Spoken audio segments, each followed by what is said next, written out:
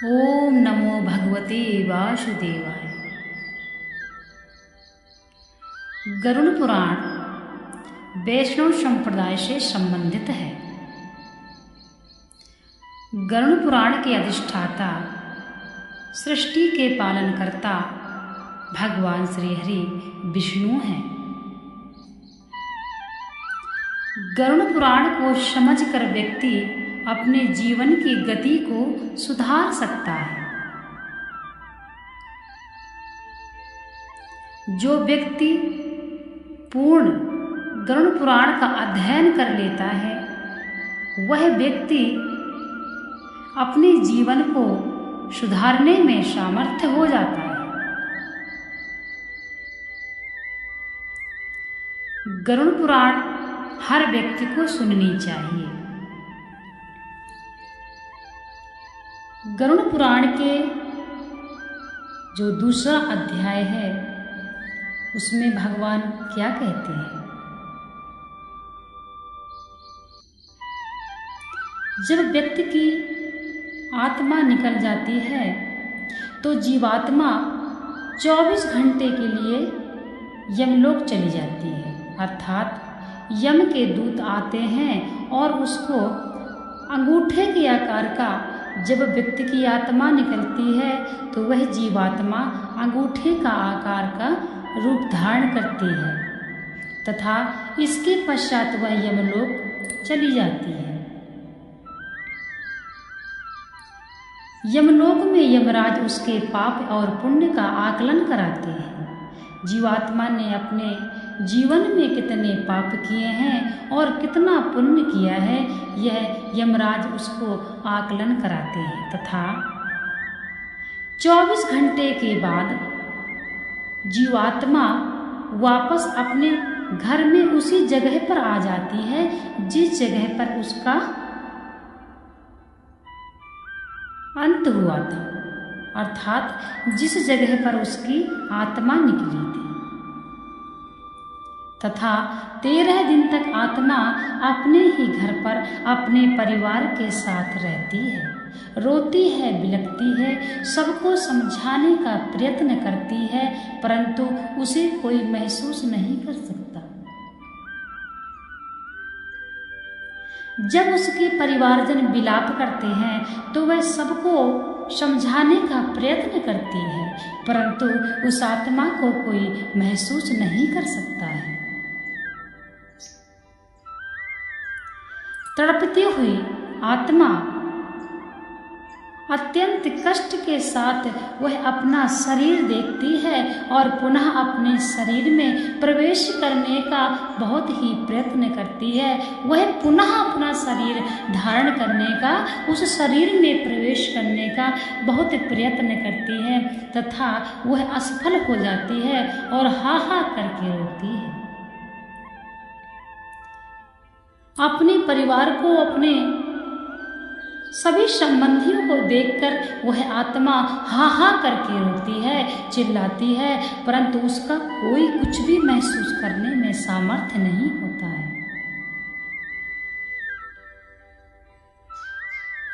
आत्मा को पिंडदान का विधान क्यों बताया गया है? जीवात्मा के लिए पिंडदान का विधान अनिवार्य है, क्योंकि व्यक्ति के पुण्य कम तथा पाप ज्यादा हो जाते हैं। इसीलिए जीवात्मा को पिंडदान का विधान आवश्यक है। 10 दिन तक जो पिंडदान होता है जीवात्मा के लिए, उसमें मंत्रों, आवाहन तथा विधि विधान, जैसे कि मंत्रों का उच्चारण, विधि विधान अथवा ज्यादा उस तरह से पिंडदान नहीं किया जा सकता। जीवात्मा का 10 दिन तक जो पिंडदान किया जाता है उसमें सिर्फ उसके गोत्र और उसके नाम से ही दिया जाता है। आवाहन, विसर्जन तथा मंत्रों की आवश्यकता नहीं है।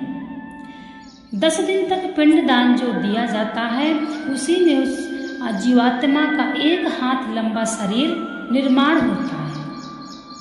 पहले दिन जो पिंडदान दिया जाता है उससे जीवात्मा का मूर्धा का निर्माण होता है।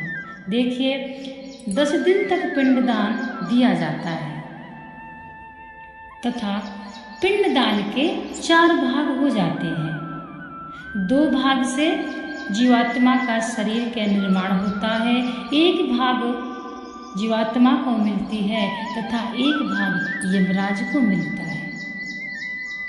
पहले दिन जो पिंडदान किया जाता है उससे उस जीवात्मा का मूर्धा का निर्माण होता है तथा दूसरे दिन जो पिंडदान किया जाता है उससे जीवात्मा के दोनों स्कंद तथा ग्रीवा का निर्माण होता है।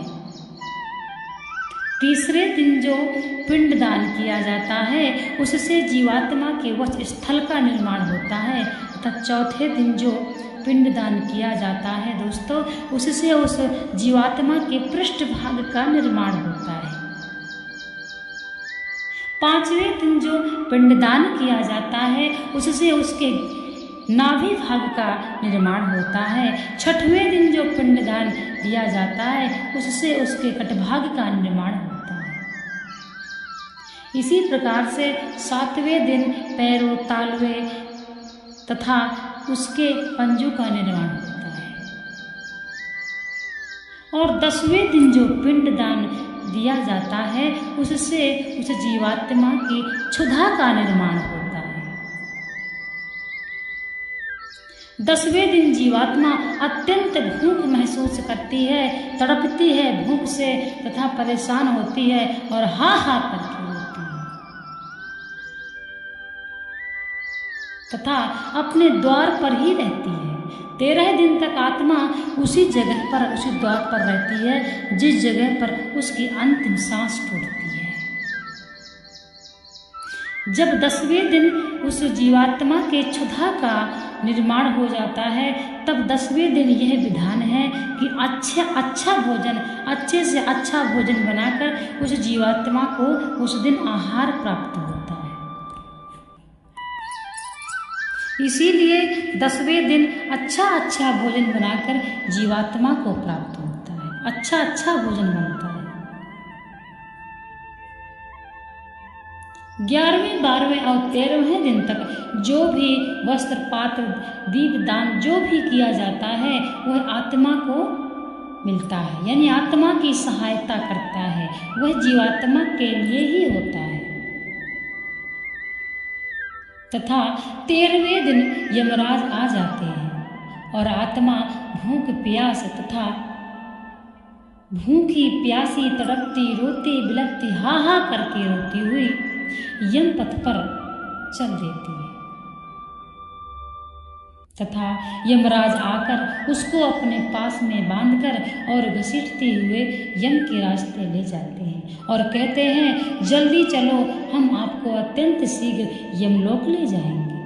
यदि आत्मा पुण्यात्मा होती है, जो व्यक्ति अपने जीवन में पुण्य करता है, ईमानदारी से जीता है तथा जीवों को नहीं मारता है, वह व्यक्ति उतनी ही सरलता से यम का पथ अपना चल लेता है, उसको उतना कष्ट नहीं मिलता। परंतु जो व्यक्ति अपनी जिंदगी भर पाप करता है उसको यमलोक जाने में बड़ी कठिनाइयों का सामना करना पड़ता है।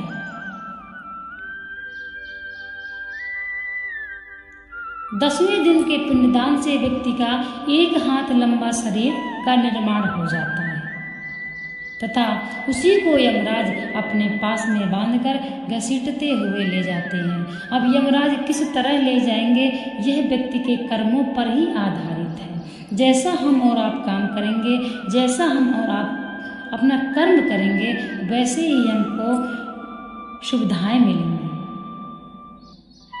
जो व्यक्ति पापी होता है उसको यमराज बांध के ले जाते हैं तथा वह व्यक्ति भूख प्यास से तड़पता हुआ, अपने परिवार को ध्यान करता हुआ, अपने सभी संबंधियों को पुकारता हुआ जाता है तथा गिर जाता है। यमराज उसको कोड़े मारकर फिर उठाते हैं तथा बालू गर्म रेत में चलाते हैं। इस प्रकार से यम का जो पथ है बड़े ही कठिनाइयों से पार करना पड़ता है मित्रों। अब आप ही समझिए कि हमको यम का पथ कैसे चलना है, हमको वहाँ पर कितना कष्ट भोगना है। जिस आत्मा को पिंडदान नहीं किया जाता है वह आत्मा हजारों वर्षों तक पृथ्वी लोक में घूमती रहती है तथा इसके पश्चात उस आत्मा को शरीर मिलता है। स्त्री पुरुष जिनकी मृत्यु हो जाती है, जब उनको आहार दिया जाता है तो प्रेत कहकर दिया जाता है। प्रेत कहने से उनको आनंद का महसूस होता है, इसीलिए उनको प्रेत कहना चाहिए और पिंडदान सभी का होना चाहिए। गरुड़ पुराण वैष्णव संप्रदाय से संबंधित है। इसके अधिष्ठाता भगवान विष्णु हैं। मित्रों, आप सभी गरुड़ पुराण को पढ़िए। हमारे पहली प्रस्तुति अर्थात पहली वीडियो में पहले भाग में हम यह बता चुके हैं कि जब व्यक्ति की मृत्यु होती है उस समय उस व्यक्ति को कितना कष्ट होता है तथा यह प्राण किस प्रकार निकलते हैं। आप हमारी पहली प्रस्तुति देखिए तथा सब्सक्राइब कर लीजिए। गरुड़ पुराण अगर नहीं पढ़ा, नहीं सुना तो समझो जिंदगी में आपने कुछ भी नहीं सुना। इसलिए सभी को गरुड़ पुराण अवश्य सुनना चाहिए। हमारा सबसे मुख्य पुराण है गरुड़ पुराण। इसके ही आधार से इसका ही अनुसरण हमें करना है, क्योंकि जिस प्रकार से हम यहाँ पे रह रहे हैं हमको मालूम नहीं है। दोस्तों, यह तो एक अल्प समय का हमारा जो समय निर्धारित है, उतने दिन तक हम इस पृथ्वी लोक में रहेंगे। हम यहाँ पर समझो किराए पर हैं। अटल सत्य क्या है? हमारी मृत्यु ही हमारी अटल सत्य है। दोस्तों, इसके बाद हमको परलोक ही जाना है।